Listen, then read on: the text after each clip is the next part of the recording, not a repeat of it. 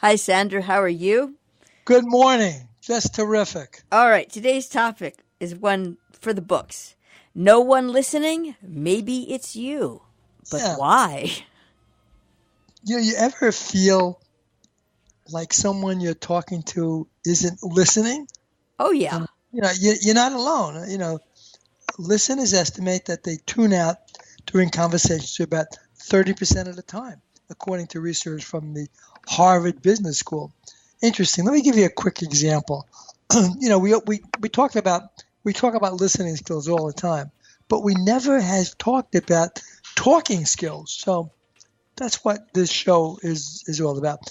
It's based on a piece in the Wall Street Journal by Elizabeth Bernstein. Want to give her the credit for coming up with a lot of research. So it says she actually starts out. A good friend called me recently to say hello. We chatted about his kids, a problem he was having at work, and his recent vacation. When he asked how I was doing, I mentioned a big work project. Quote, the deadline is bearing down on me and I'm stressed, I said. He didn't respond. So I asked, quote, do you think you can brainstorm a few things with me sometime? There was more silence. Then my friend, who had woken me up at 6 a.m. to talk, blurted out, oh, darn, I missed one. I'm taking this online training course for work and just messed up the last answer, unquote. So, there's been a lot of press over the causes of our connection problem. And the blame is usually placed on the shoulders of the listener, and that we've discussed before. Distracted in the smartphone era by multiple screens and multitasking. So solutions have concentrated on how to listen better. Put down your phone, make eye contact, ask open-ended questions, encourage the other to elaborate. But now, interesting, communications experts say we need to focus on what the talker is doing wrong too. And that's what the show is all about. Often they say talkers engage in monologue rather than in dialogue. They drone on and ignore the listener's cues that he or she is disengaged.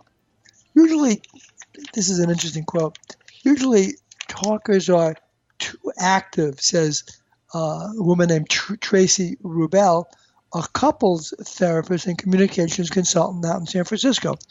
She's the founder of something I never heard of before, but the founder of something called Sidewalk Talk. This is something you might have heard of, Jill. Sidewalk Talk is a nonprofit that sends groups of trained volunteers into the streets to talk with strangers. Quote, the talker starts on a roll and never checks to see if they are being listened to, and the listener starts to feel objectified and thinks, do you ever notice that I am here? And are you just anxiously pouring out all your thoughts? Mrs. Rubel says that talkers need to engage in, quote, connected talking. She says, connected talkers focus on 4 actions. They are aware of the listener and value what that person brings to the conversation. They pay attention to what it feels like to be listened to and don't get lost in their own head.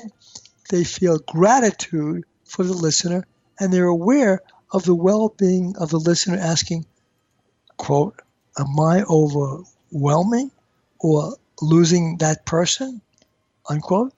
So I've got some good news to share, or I'm falling apart. I could use advice is something that you hear a lot. Next, to be clear on what you need. Do you want advice, empathy, someone to hold your hand and just listen? Be open about what you will help both you and the listener stay focused. This is advice, of course, for the talker. You also need to slow down your talking. Make eye contact, pay attention to the other person's responses, and let the other person talk. Be aware of, quote, anxious talking, unquote, rambling on about anything that comes into your head. If the other person seems distracted or disengaged, don't take it personally. Politely ask if there's something wrong, or if they prefer to talk another time. So there's another quote in the article from a gentleman, Michael Levy is his name, a 60-year-old retired manager of the MTA, New York City Transit. It says he's learned how to talk effectively from employee training, quote, all kinds of online talks, and primarily his wife. Determining what to say, he says, is like standing on a golf course, deciding how to make the next shot a good shot. There's a lot of checking out to do before you swing. True. If Mr. Levy senses that his listener isn't paying attention, he tries to address the issue gently. Please don't get angry, but you don't seem to be paying attention to what I'm saying. Is something distracting you? No, I completely disagree with Mr. Levy. That's definitely the wrong thing to say, and you're just going to turn the person off when you say that, so don't. So here is a quick summary of how to be a better speaker, how to be a better talker. And remember, we haven't focused on this at all. We focus on listening skills, but here is the talking skills. One, this comes from, again, Tracy Rubel, a couples therapist. Her views. Just don't launch in. Ask the other person if it's a good time to chat. Be clear about what you need from your listener. Advice, empathy, an ear, or a hug. Explain this. Don't take it personally if the listener can talk at that moment. Ask to chat at a better time for her or him. Slow down. Breathe. Make eye contact. Let the other person talk as well. Next, don't ramble. If you get yourself back on track by saying, my intention for sharing this is with you right now is blah, blah, blah. If you sense the other person isn't listening, politely ask what is going on, or is there a better time for us to talk? You may need to switch environments, move to another room, say to remove distractions. And finally, practice appreciating the listener. This will help you feel more heard. So that's a little bit of advice for our listeners on talking skills, which we haven't really focused on to date. So that's about it. So let's talk about talking skills for a sec, because I learned this a long, long time ago, and I am staggered by the people who didn't. And that is, if you are going to talk, you need to assess, before you even open your mouth, what's going on with the person who's, let's say you're walking into someone's office. You've got to look and you've got to see, because if the ceiling, this never fails to astound me. If the ceiling is leaking at that moment, and Yes. there's just water gushing out into and you say, hey, what do you want for dinner? It's on you. You're not going to get an answer. You're Exactly. not going, nor are you going to be heard, nor are you and that's almost communication 101. And if you give me 10 people, I can find you 9.3 who don't read the room or the person before they open their mouth. Right. It's exactly right. It's so bad. It's so bad. I don't mean bad in a it's just, you don't need to. Let me say, it's not 30%. That's what I'm going to say. That's all I'm trying to say.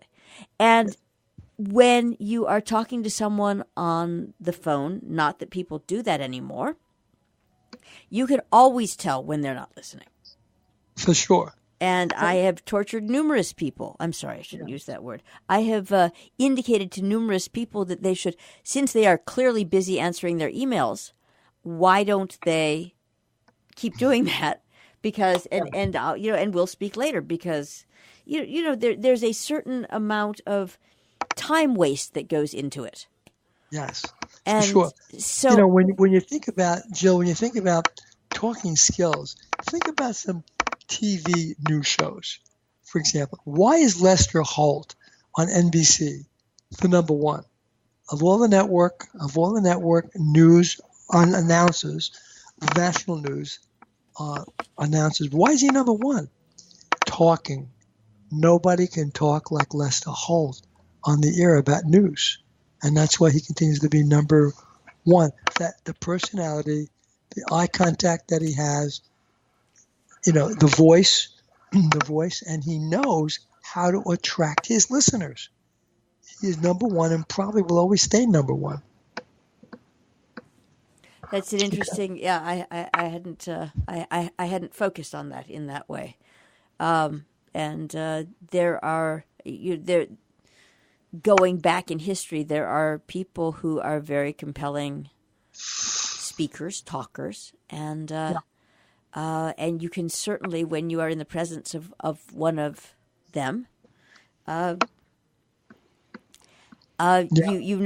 know the difference. Equally, there are people who just hair on fire, leave the room. You don't want to, and sometimes they know who they are, sometimes they don't, and some of these people are unlikely to ever get an answer. Yes. And what I just find mildly worrisome to majorly alarming is that there are numerous people in the workforce that I deal with regularly who don't seem to know the basics of communication. And I wonder, and that's before they even get into, I mean, some are obviously in executive positions or working their way up, but I'm just wondering what we are doing educationally, or what we're not doing that should be done. Yes. Not enough. Not enough for the ordinary average person. When we see TV personalities, this is the 50th anniversary of the Man on the Moon.